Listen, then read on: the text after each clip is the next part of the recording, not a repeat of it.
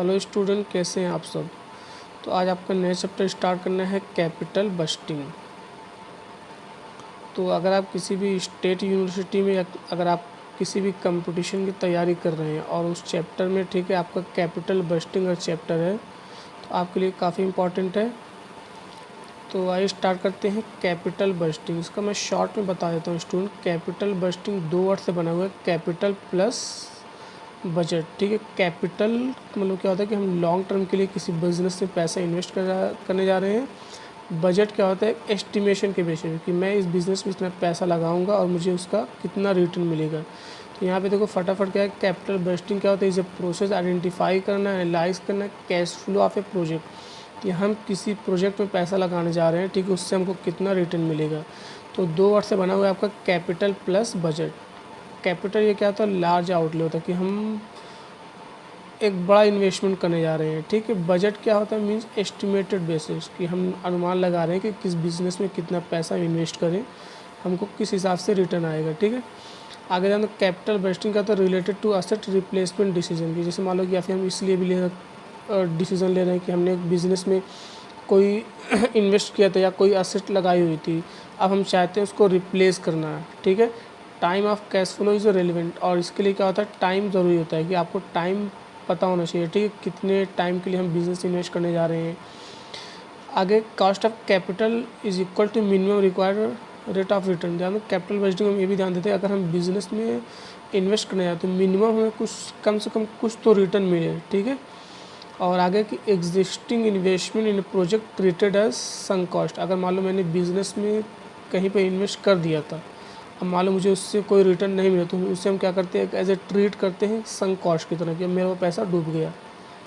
ठीक, तो I hope meaning clear हुई होगी। कैपिटल बस्टिंग दो वर्ड से बना हुआ है, capital plus budget. Capital business में हम पैसा इन्वेस्ट कर रहे हैं, बजट क्या है, एस्टिमेटेड एस्टिमेट कर रहे हैं, अनुमान लगा रहे हैं। ठीक है, ये अब आपका क्या होता है, लॉन्ग टर्म होता है। ठीक है, तो आई होप मीनिंग आपको क्लियर हो गई होगी। अगर डाउट होगा तो कमेंट में ज़रूर बताना। आइए आते हैं नेक्स्ट टेक्निक पे। ध्यान दो, सबसे इम्पोर्टेंट जो एग्ज़ाम में हर बात है, technique of capital budgeting. Capital budgeting की टेक्निक क्या क्या होती है, तो ध्यान दो, दो टेक्निक होती है। नंबर वन आपकी क्या होती है, नॉन डिस्काउंटिंग, और नंबर टू होती है आपकी डिस्काउंटिंग। ठीक है, दो टेक्निक है, नॉन डिस्काउंटिंग और डिस्काउंटिंग। अभी समझते हैं क्या होता है नॉन डिस्काउंटिंग, क्या होती है डिस्काउंटिंग, लेकिन ये आपके एग्ज़ाम के पॉइंट ऑफ व्यू से काफ़ी इंपॉर्टेंट है। ठीक, तो ध्यान दो स्टूडेंट, नॉन डिस्काउंटिंग में आपकी दो टेक्निक आती है, बस दिमाग में बैठा लो कि नंबर वन आती है आपकी पे बैक पीरियड, जो आज हम पढ़ेंगे। ठीक, उसका क्वेश्चन भी करेंगे सॉल्व। और दूसरी आपकी आती है accounting average rate of return. समझ में आया कि नॉन डिस्काउंटिंग में दो तरह की टेक्निक होती है, नंबर वन पे back period, number two accounting average rate of return. और आपकी डिस्काउंटिंग में क्या होती है, सबसे पहली होती है आपकी एनपीवी यानी net present value, number two होती है आपकी internal rate of return, number third होती है आपकी प्रोबेबिलिटी इंडेक्स, जिसके शॉर्ट में पीआई बोलते हैं, फोर्थ होती है डिस्काउंटिंग पे बैक पीरियड, और फिफ्थ होती है modified internal rate of return. याद रहेगा कि नॉन डिस्काउंटिंग में दो टेक्निक, पे back period, accounting average rate of return. Discounting में 5 टेक्निक है, एनपीवी यानी नेट प्रेजेंट वैल्यू, आईआरआर यानी internal rate of return, pi यानी प्रोबेबिलिटी इंडेक्स, और डिस्काउंटिंग पे बैक पीरियड, और उसके बाद आपकी लास्ट में एमआईआर यानी modified internal rate of return. ठीक, आइए पहली पढ़ते हैं non discounting technique. Non discounting सबसे पहला क्या होता है, पे बैक पीरियड। पे बैक पीरियड को मैं सिंपल मीनिंग बता दे रहा हूँ कि पे बैक पीरियड हमें ये बताता है कि हम कहीं पर पैसा इन्वेस्ट कर रहे हैं, वो हमें उसका रिटर्न कितने सालों में मिलने वाला है। ठीक है, कितने साल के अंदर में हमको रिटर्न उसका कंप्लीट मिल जाएगा। जैसे मान लो मुझे 10 लाख लगाया तो 10 लाख मुझे कितने ईयर में मिल जाएगा। आगे ना कि पे बैक पीरियड क्या होता है, it is one of the most traditional, सबसे पुरानी ये टेक्निक है, method of evaluating capital investment. ठीक है, ये हमारी क्या पे बैक ओल्डेस्ट ट्रेडिशनल मेथड है, किसका, कैपिटल इन्वेस्टमेंट का, जो हम पैसे इन्वेस्ट कर रहे हैं कि हमको रिटर्न कब मिलेगा। आगे देखो है कि it give result in number of year in which that investor will get back investment. ये हमें क्या बताता है कि जो रिजल्ट होता है नंबर ऑफ ईयर में, कि हम कहीं पर पैसा लगा रहे हैं कितने वर्षों में, यानी कितने ईयर में हमको उसका रिटर्न मिल जाएगा। इसका एक्सेप्ट या रिजेक्ट क्राइटेरिया क्या होता है कि यहाँ पे ध्यान दो कि कब हम इसको एक्सेप्ट करते हैं और कब हम रिजेक्ट कर देते हैं। एक्स कि if pay back period is less than the maximum pay back period decided by the top management, ठीक है, कि अगर उसका पे बैक पीरियड, ठीक है, लेस देन कि इससे मैक्सिमम पे बैक पीरियड से, कि मान लो मैक्सिमम आपने टारगेट किया हुआ था कि इतने सालों में मिल जाएगा, तो वो टॉप मैनेजमेंट डिसाइड करता है। दूसरा है कि if management choose one project out of multiple project then the those project with shorted pay back period will be chosen. ध्यान दो कि अगर मान लो कि 3 से 4 जगह, यानी 3 से 4 जगह प्रोजेक्ट में पैसा लगाए हुए हैं, तो अब उसमें किसको सेलेक्ट करें। मान लो कि कंपनी ए, कंपनी बी है, कंपनी सी, मैं 3 जगह पैसा लगा रहा हूँ, तो अब किस में लगाऊँ। तो उसमें ये चेक करते हैं कि कौन सी कंपनी हमें कितनी जल्दी रिटर्न दे रही है, ठीक है, कोई 2 साल में दे रहा है, कोई 3 साल में, ठीक है। तो जिसका सबसे कम पीरियड होगा उसी को क्या करते हैं हम सेलेक्ट करते हैं, यानी एक्सेप्ट करते हैं। जिसका ज़्यादा हो तो उसको क्या करते हैं, रिजेक्ट कर देते हैं। तो आई होप क्लियर हुआ होगा कि पे बैक पीरियड आपको क्या होता है, नॉन डिस्काउंटिंग मेथड है, सबसे पुराना मेथड है। यहाँ पे क्या होता है, नंबर ऑफ़ ईयर में इन्फॉर्मेशन चेक करते हैं कि किसी भी प्रोजेक्ट में पैसा लगा रहे हैं कितने वर्षों में हमें रिटर्न मिल जाएगा। इसका फार्मूला क्या होता है कि पे बैक पीरियड का, कि initial cash outflow divide by annual cash inflow, ठीक है, कि आपके बिजनेस से पैसा कितना गया है डिवाइड कर देंगे एनुअल कैश इनफ्लो, कितना पैसा आया है। या एक और फार्मूला होता है कि पे back period equal to amount yet to be recovered, amount अभी कितना आपको रिकवर करना बाकी है, divide by next year inflow, और अगले साल का इनफ्लो कितना है, ठीक। आइए क्वेश्चन सॉल्व करते हैं कि हम तो जैसे यहाँ पे है एग्जांपल, इनिशियल कैश आउटफ्लो कितना है 50 लाख, और एनुअल कैश फ्लो इनफ्लो कितना है 50,000। तो कितना हो जाएगा आपका 5 लाख डिवाइड 50,000 को सॉल्व करो, कितना आ जाएगा आपके पास 10 आ जाएगा, ठीक है। यानी 10 वर्ष में आपको क्या मिल जाएगा, इसका रिटर्न मिल जाएगा। क्लियर।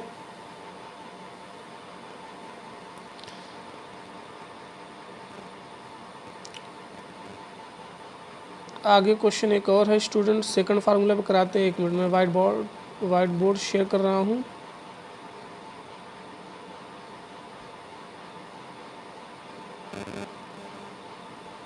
बस थोड़ा सा वेट करना। लेक्चर पसंद आएगा तो लाइक सब्सक्राइब ज़रूर करना, ठीक।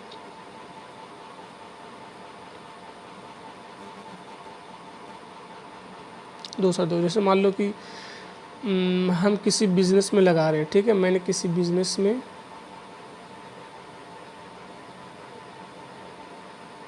इन्वेस्ट किया है, मान लो कितना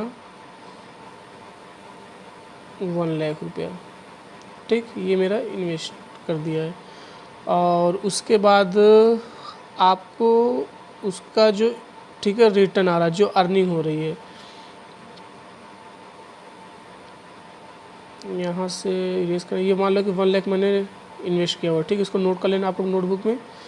अब मान लो कि जो मेरे पास अर्निंग आ रही है first year, second year, third year, fourth year में, ठीक है, कितनी कितनी आ रही है। मान लो पहले साल मेरे पास आई है 30,000,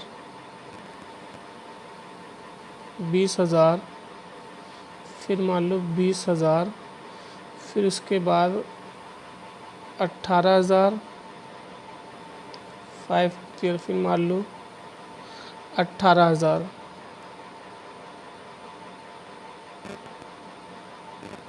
ठीक। फिर मान लो छठे साल मेरे पास आई है अर्निंग कितनी 12,000। कि आपने किसी बिज़नेस में कितना लगाया था 1 लाख रुपये लगाया होता है, जो आपको अर्निंग मिली पहले साल 30,000, फिर 20,000, फिर 20,000, फिर 18,000, फिर 18,000, फिर 12,000। तो अब कैसे निकालेंगे आप पे बैक पीरियड, ये नोट कर लेना क्वेश्चन, ठीक है। ध्यान दो, ईयर है 1 2 3 4 5 6, आपके पास अर्निंग दी हुई है, ठीक है, ये आप अर्निंग कर रहे हो, ये आपके पास इनफ्लो आ रहा है, ठीक है, 30,000, 20,000, 20,000, 18,000, 18,000, 12,000। क्लियर। अब ध्यान दो इसको सॉल्व कैसे करेंगे। तो जो है आपका ईयर नोट कर लोगे और जो आपका इनफ्लो है वो भी नोट कर लोगे। उसके बाद यहाँ निकालते हैं हम एक कम्युलेटिव, ठीक, कम्युलेटिव इनफ्लो कितना कितना आ रहा है। देखो पहले साल आपके पास 30,000 आया था, उसके बाद आपके पास कितना आया था 20,000 आया था। फिर उसके बाद आपके पास कितना आया था, 20,000 आया था। फिर आपके पास 18,000 आया था, और फिर आपके पास 18,000 आया था, और फिर आपके पास 12,000। अगर कम्युनिटी करना तो इकट्ठा करना, देखो पहले साल 30,000, फिर आप 20 ऐड कर लोगे, ठीक है, तो 30 20 कितना हो जाएगा, 50,000। फिर 20 ऐड कर लो, कितना हो जाएगा, 70,000। और 70 में फिर 8 ऐड कर लोगे, कितना हो जाएगा, 88,000।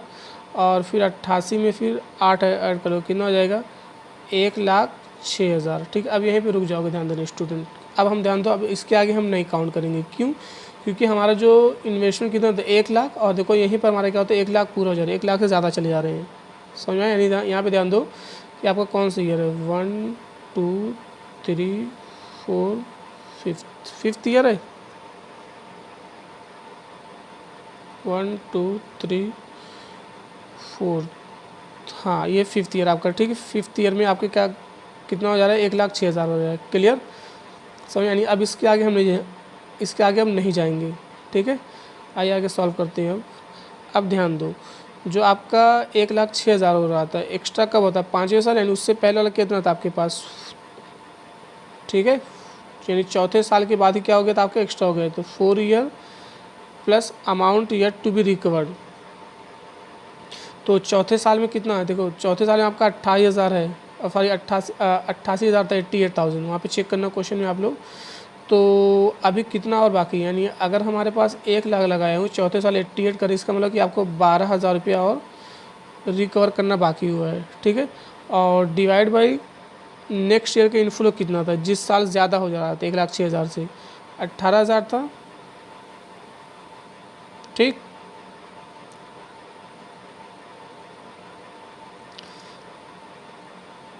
क्लियर है। तो अब इसको आपका मंथ में, ठीक है, तो मल्टीप्लाई कर देंगे आपके 12 से, ठीक है। तो इसको सॉल्व करना, आपके पास इंफॉर्मेशन आएगा 4 ईयर 8 मंथ का, कितना आएगा, 4 ईयर 8 मंथ आएगा, ठीक है। आप लोग चेक करना, इसको सॉल्व करना, और मुझे कमेंट में इसका आंसर देना, ठीक है। तो ये 2 तरीके से पे बैक पीरियड निकाल सकते हैं, क्लियर। आते हैं नेक्स्ट अपने स्लाइड पे, थोड़ा सा वेट करना। स्टूडेंट अगर डाउट होगा तो कमेंट में ज़रूर बताना, ठीक है।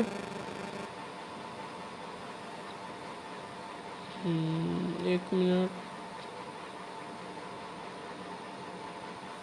अब ध्यान दो, इसकी पे बैक पीरियड की क्या क्या प्रॉपर्टीज़ होती है, ये भी क्वेश्चन पूछ रहे थे एग्जाम में, क्या क्या प्रॉपर्टीज़ है। तो नंबर 1 क्या है कि पे बैक पीरियड में हम time value of money is not considered, ठीक है। Time value of money is not considered, कि हम यहाँ पे टाइम वैल्यू ऑफ मनी को कंसीडर नहीं करते, टाइम को ध्यान नहीं देते हैं, बस हमको जब रिटर्न जहाँ तक मिल जाएगा उसके बाद के टाइम को ध्यान नहीं दिया जाता है।